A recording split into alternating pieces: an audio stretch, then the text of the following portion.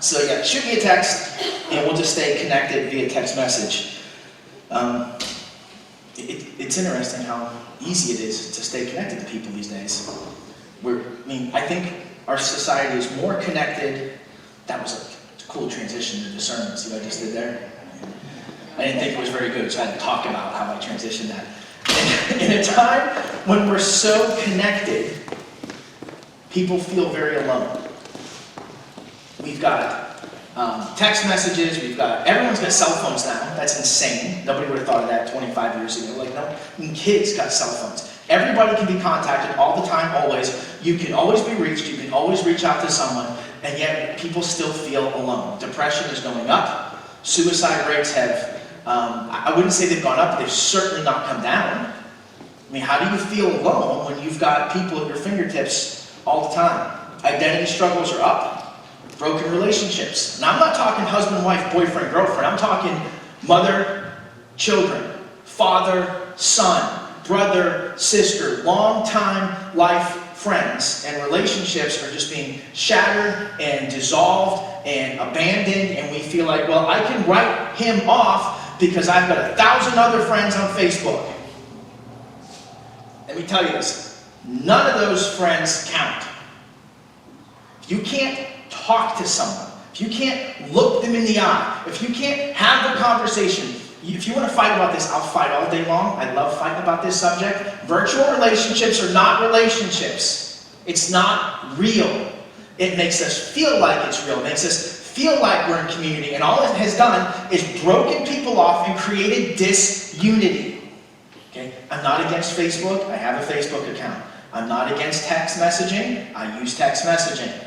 But what I'm saying is, don't be fooled that these virtual relationships are going to fill the need that God has given your soul and your heart for community and unity. With so much connectivity, I don't understand why there's so much pain for miscommunication. You would think with all these forms of communication, we'd be able to talk to each other back and forth all day long, and no one would ever get upset.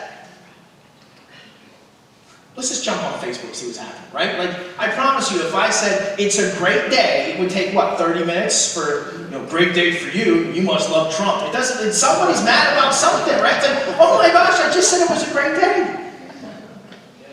People take everything the wrong way, and if I write, your hair looked great today in a text message, you're going to read, your hair looked great today. Communication is at an all-time high, and miscommunication is at an all-time high. You can't replace looking someone in the eye, having an honest conversation, hearing inflection in their voice, and try to think that you still have community with someone. You were created for community.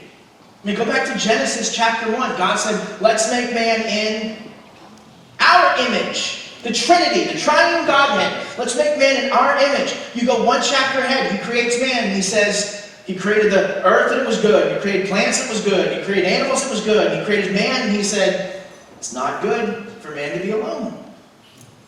You were meant to live in community. And this isolation that we've pulled ourselves into is terrible for our souls. And while technology can be really great, like, hey, order on the app, or make your order online and come by and pick it up and use the self-checkout aisle. Those things are all convenient. But they pull us further and further away from relationships. Now, I'm not anti using the app to get pizza. I like it that way. They don't mess it up. Don't put mushrooms on my pizza. I like using the self-checkout most of the time. But don't be fooled that you're hurrying up to get home to be in relationship when you sit on the couch and you stare at the phone for 5 hours until it's time to go to bed. Don't look at me.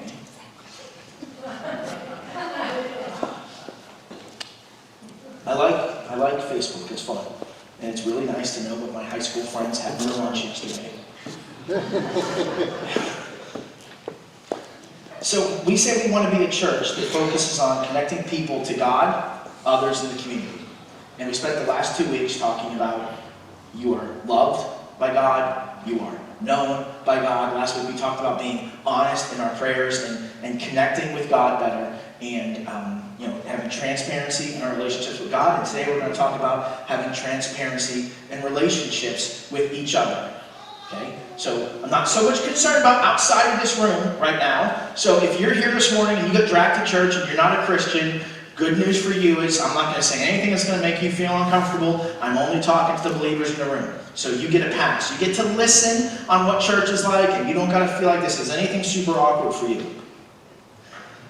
When some religious folks were trying to corner Jesus and paint him into a corner and try to get him to say something dumb, they said, hey, which of the commandments is the greatest commandment? Figuring whichever one he said, they'll just kind of slam him. Like if Jesus says, honor your parents, they'll say, oh, so it's okay if we murder? But Jesus said, the greatest commandment is love the Lord your God with all your heart, soul, mind, and strength. And the second is just like it, love your neighbor as yourself. In these are all the law and the prophets. So when he said, love the Lord your God with your heart, soul, mind, and strength, and the second is just like it. It's not like, he wasn't saying, and once you get that done, the next thing would be to work on this. It's not 1A and 1B.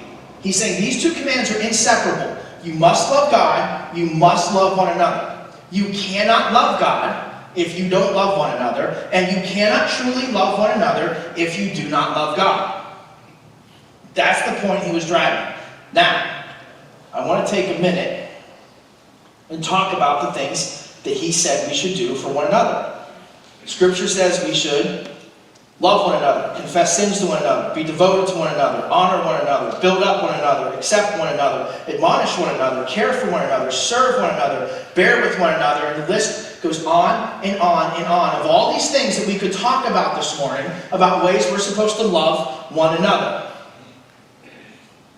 But I want to give you a disclaimer before we get into this. There's really two types of sermons. You've got your being sermons and your doing sermons. So your being sermons was like on Easter Sunday. We said, you are loved. Now live as you are loved. That's a being, okay? The doing sermons, kind of like last week, you are known. So because you are known by God, you should be transparent and honest with God. So that's more of a doing. So you got being, you got doing. And some guys will argue, there's too many doing sermons, and there's not enough being sermons. And those guys are like ultra hippies. And you got these guys over here like the hardcore fundamentalists, and don't tell me what to be. I want a list of things to do today so I can earn my way into heaven, and those guys got it messed up too. The Bible has lots of times where Jesus talks about being and doing. And if you go through the Old Testament, there's lots of times where God talks about being, and there's lots of times when God talks about doing. So fair warning, this is a doing sermon. Okay? It's going to be challenging. You're not going to like the things I suggest. I don't like suggesting them because that means I have to do them. It's like when I tell my kids to keep their room clean, I can't have my room and the living room trashed. Doing won't earn you any points. It won't work your way into heaven. But doing always makes your life, doing what Scripture says always makes your life better. It doesn't always make it easier, but it always makes it better. God never has to come back and say, if you had done what I told you, you wouldn't be here. And thank God he doesn't say those things. But I read those things sometimes. Like, I knew better. I shouldn't have done that. The doing always makes it better. The second disclaimer is hopefully you've noticed, I prefer to preach from one passage, one text, see what the text says, and how we can apply it to our lives. But today, we're going to kind of step back and take a broader approach to Scripture. We're going to kind of look at the life of Jesus in broad strokes. We're going to kind of pull some things out to see how Jesus loved one another and how he was transparent with people. So we're not necessarily going to hone in on one passage, and I'm just confessing that makes me nervous. I don't like doing that. I don't like feeling like I've discovered something that you haven't, so I'm going to walk through this with you, and I don't think I'm going to say anything that you haven't heard before, but I think you'll be able to connect all the dots just as well. To be fully known and loved for who you are requires transparency. To be fully loved and fully known, it requires transparency. Your friends don't love the you pretend to be. Well, they might love the you pretend to be, but that's not you. See, for a long time, I've struggled with relationships being all about posing and posturing and pretending and and I apologize if you've heard me say this, I know some of you had. If I present to you the me that I think you're going to like, I think you'll like fun Bob, nice Bob, encouraging Bob, and you do love that Bob, but I feel like you don't know the real me. The more you love the fake me I present, the more my soul screams that I'm truly unloved. That if you really knew me, you wouldn't love me. The only way I can experience love is if I'm 100% transparent with you, warts and all, faults and all, and then give you the opportunity to love me. Now that's a risk because you might not like me. But I can't experience love if I'm pretending to be someone I'm not. Because the pretend me gets love and the real love doesn't. So we're going to look at how Jesus modeled transparency with those closest to him. In Luke chapter 10, Jesus shared joy.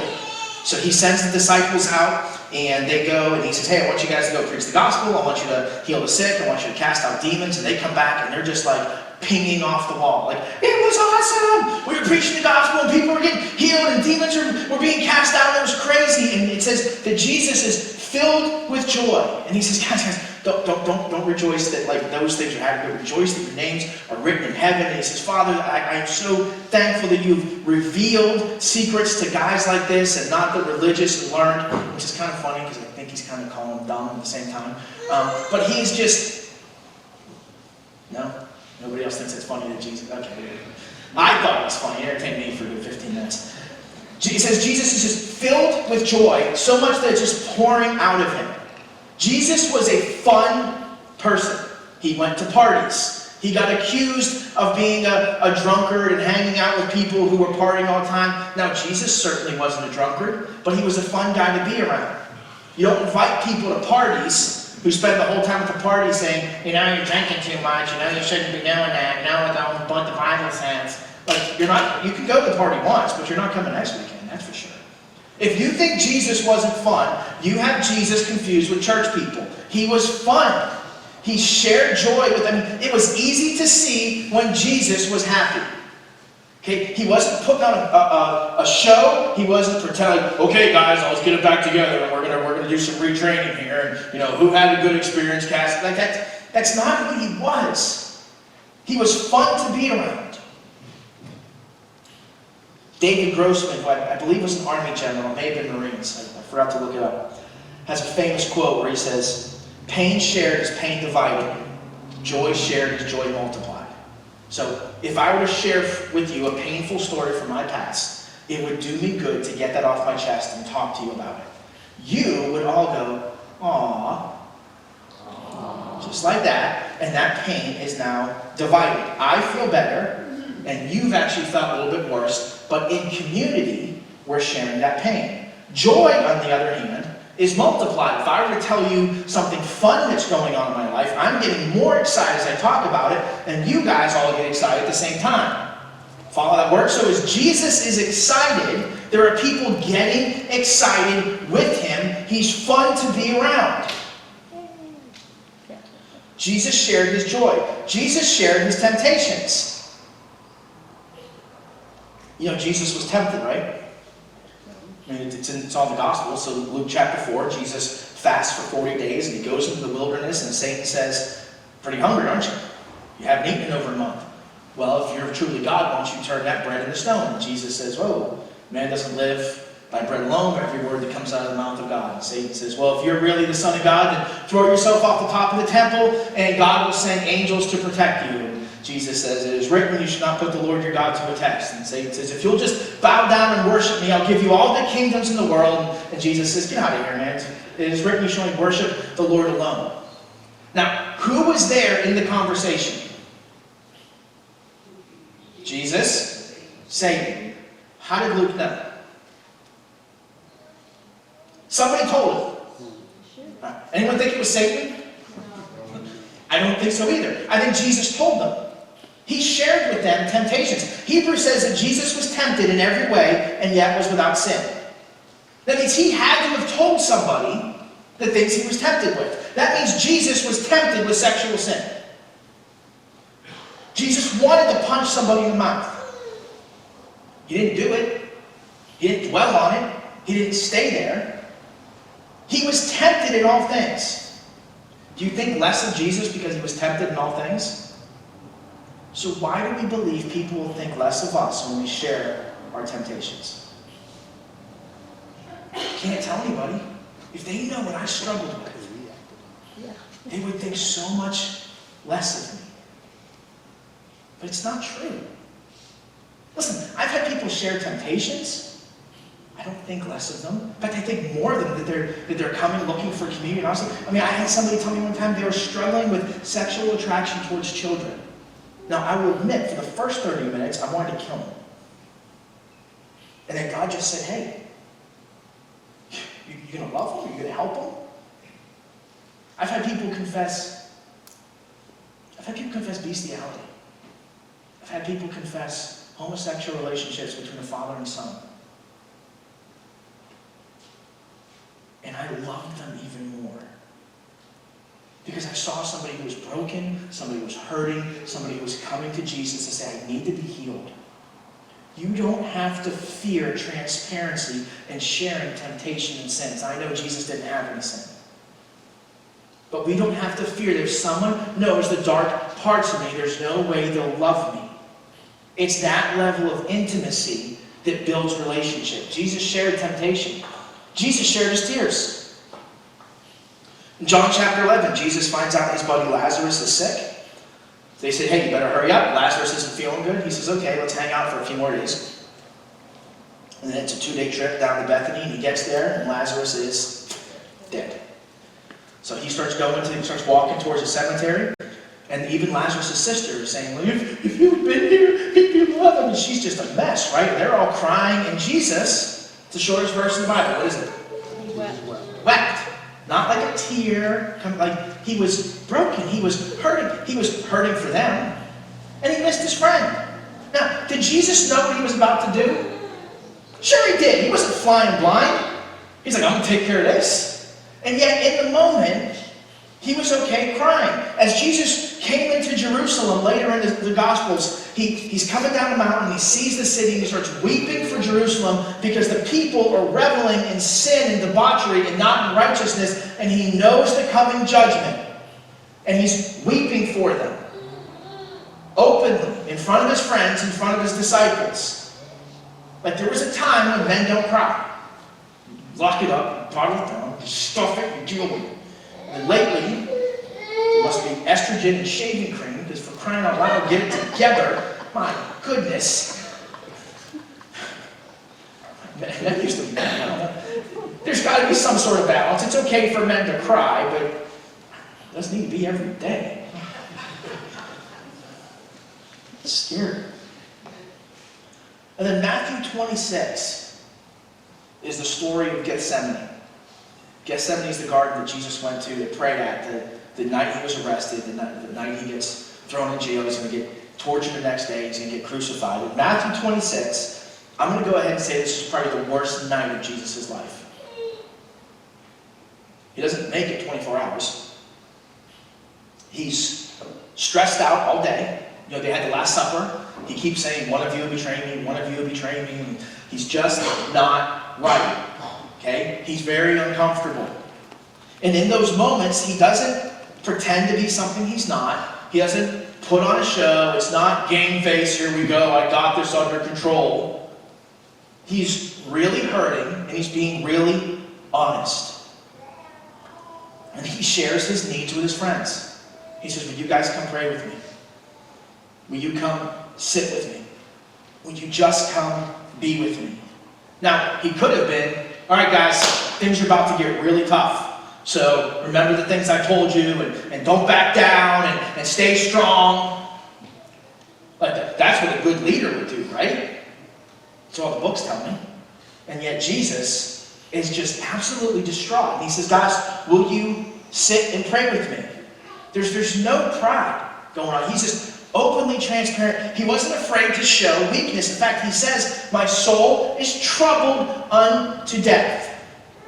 And if the idea that Jesus had weakness bothers you, let me assure you that he did. Yes, he was God. Yes, he was man.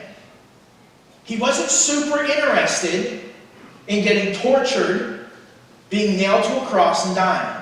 He did it because he loves you. He did it because he was obedient. Just like we do things for our children that we love that we may not be excited about. But Jesus was struggling with this. He wasn't a weak man, but he had weaknesses. He shared his struggles. So they get up there on the mountain, and Jesus says to the disciples, would you guys just sit here and pray with me while I go over here and pray? And he goes over here and he starts praying, Lord, if there's any other way, let this cup pass from me, which is like, hey God, if you go to plan B, I'm all ears. Now, at some point the disciples fall asleep. And he could have gone 400 yards away where they wouldn't have heard that prayer. But he went far enough away that there was a gap, but not so far that they couldn't hear what he was praying. He wasn't worried about posturing and posing and pretending he had things together. He was okay with his best friends, because at this point he's got Peter, James, and John, the top three guys, his closest buddies with him. He was okay with them hearing this prayer as he's pouring his heart out to God. He's sharing this struggle. There is so much transparency and intimacy and letting people hear your struggles with Scripture. Listen, I am not going to be offended if you say to me, man, I read this story of like the Tower of Babel, I just don't know if I believe it. I mean, Noah and the ark, do you really believe it? We feel like we can't question the Bible when we're around other Christians, so we hide the doubts and the struggles we have, and we never feel known. People never get to speak into those things because we think we have to put on this show. And here's Jesus going, I know the plan, but in case I missed a page, is there another option? I'll do whatever you want me to do. But he's looking for another option. He's sharing this struggle with the disciples. Listen, there's an honesty and intimacy in prayer that you can't get anywhere else. I'm not talking about the prayer where we're all in a room and I say, hey, let's get together and pray, and I'm praying, but I thought I had a tail hanging around. If I'm praying and I'm thinking about, all right, God, I want to pray, but I don't want to sound like an idiot when I'm praying, so I'm trying to pray for you, but pray to God. No, I'm talking about if I'm just praying and you're listening, you're going to get to hear the real me. Because I'm open and honest with God. What's the divorce rate in America?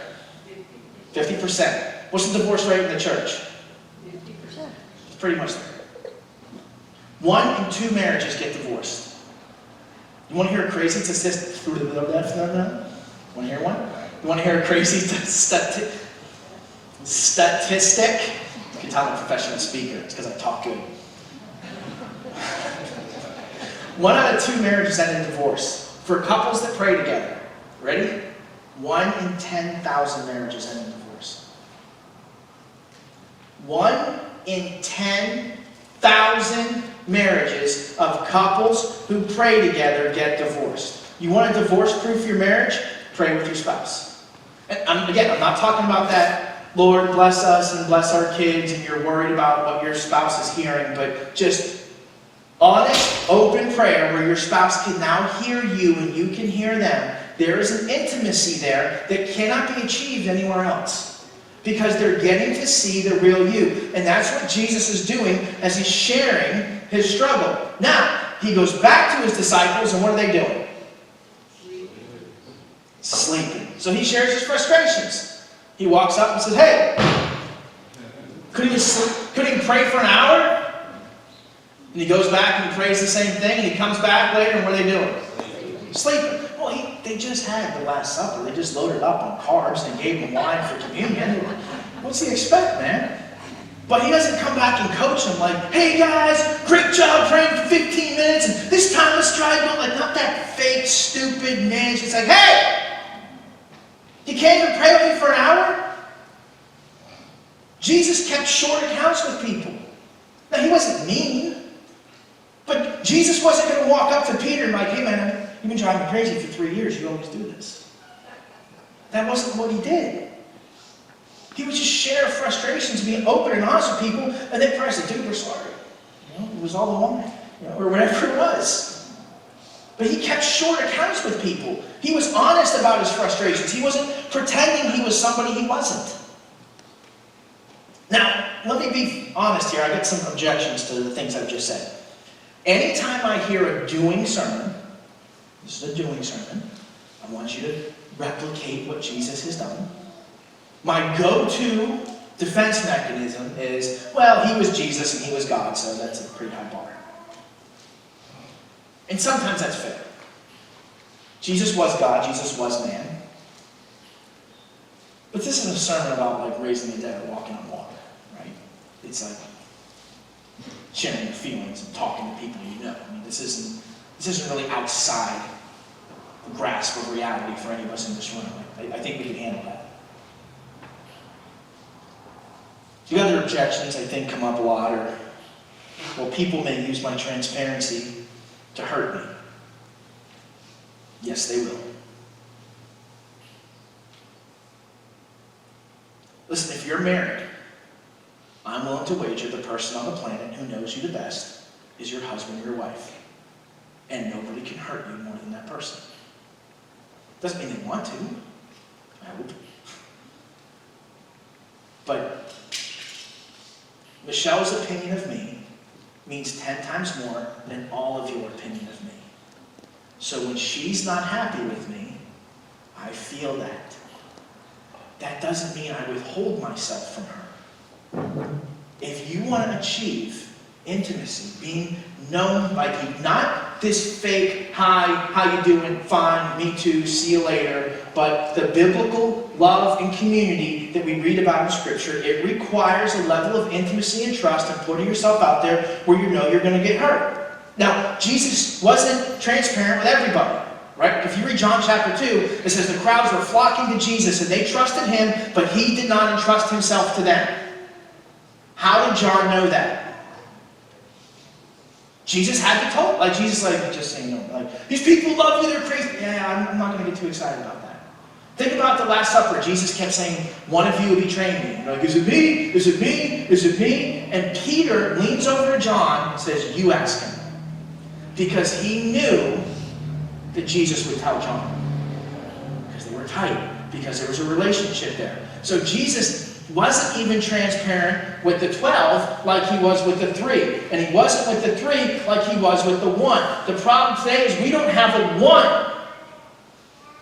We hide things from our spouse.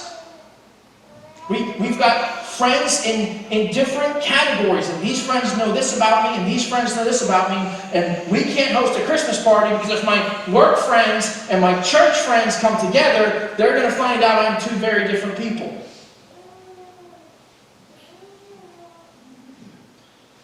Transparency could get you burned.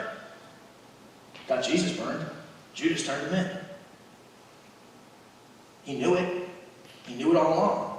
And yet he willingly loved, served, and modeled. Because he knew that you couldn't really love and be loved if you weren't honest, open, and transparent in your relationships. What's more objections? I'm trying to get you off the hook. People are hard to get along with. Have you noticed? It seems like they're getting progressive. The older I get, the harder it is to get along with people. You guys are getting grumpy in my old age. I think that's what the problem is. People are hard to get along with. Yeah, so are you. So am I. We get opinionated and we think that not only is our opinion right, but we think everybody wants to hear it because social media has given us this platform where we can just shout stupid stuff all day long. Jesus knew that people were hard to get along with. That's why he died for the good ones.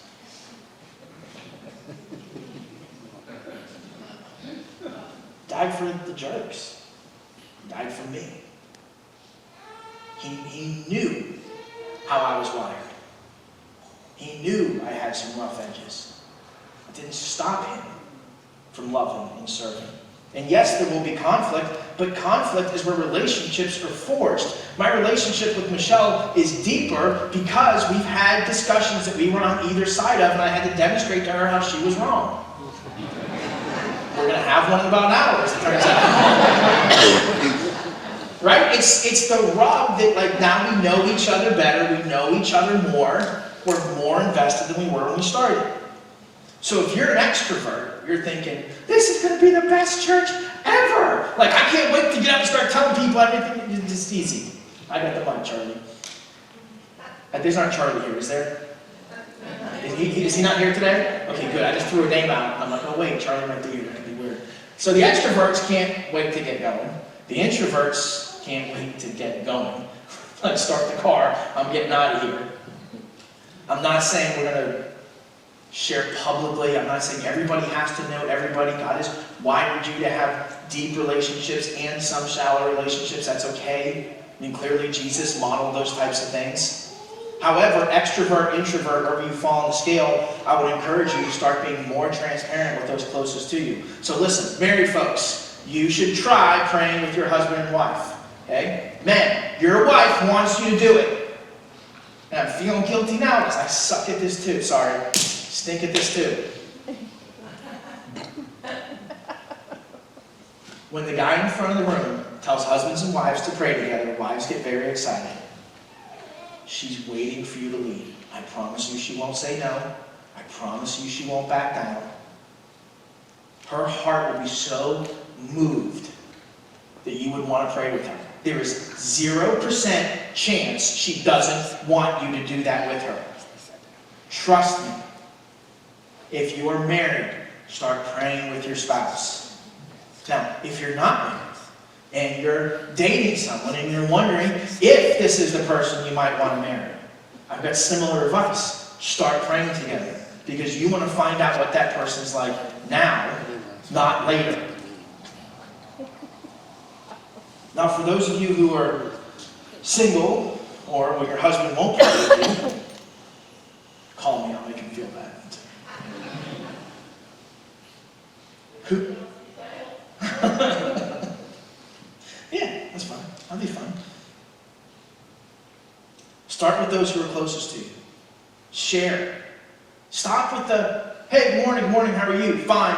Now, don't do what they do. Like I spent 3 years in Alabama, and you go to the checkout line, and, hey, how you doing? I'm good, how are you? And they tell you, and you're like, oh, no, I just want the milk. You know? I'm not saying be transparent in those relationships, but you have friends, and don't be afraid to share temptations, joys, struggles, fears. Here's what's going on. They're your friends. They already like you. You don't think less of Jesus because he shared his true self with people, and your friends will not think less of you. That's how you build honest, open relationships. That's how people connect to one another. That's why some churches are so closely knit, because the people, not just that they know each other because they've lived in the same town their whole life, but because they know each other because they're in each other's lives. Listen, we will be a church that embraces community and transparency. That's where I'm taking us. Now, if you don't like it, I guess you can try to wait and see how long that lasts, but I'm pretty stubborn. And I think I'm right about everything. Just ask my wife. Because I love you, I want to take you to a place where you can be more transparent with those in your life, where you can experience community and unity. And as comfortable as that, as uncomfortable as that may sound to you sitting here today, I promise you, it will be just as uncomfortable a year from now to try to be hidden and guarded and fake, and you're going to feel like, man, it seems like I can't crack the shell of this church, because that stuff is going to become so apparent.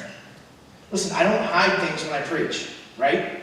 I tell you my struggles, I tell you my faults, you see them. I'm not pretending to have it all together. Lord knows I certainly don't have it all together. Okay? I'm on a journey just like you, trying to become more like Jesus. But that journey is going to be expedited when we go together. When we love one another, when we serve one another. We will live like Jesus, we will love like Jesus, we will serve like Jesus, we will bear with one another like Jesus, we will encourage one another like Jesus. And listen, it's already happening. It's happening in the elder meetings, it's happening in the small groups, it's going to happen in the men's ministry we're launching this summer. We're going to push for people to know people, because we want you to know that you are not just loved by God, but you are loved by those who call you family. We're going to be that church. Last disclaimer, we're also going to get it wrong. We're going to fail, we're going to mess it up, we're going to apologize, and we're going to dust ourselves off, and we're going to try again, but we're not going to quit.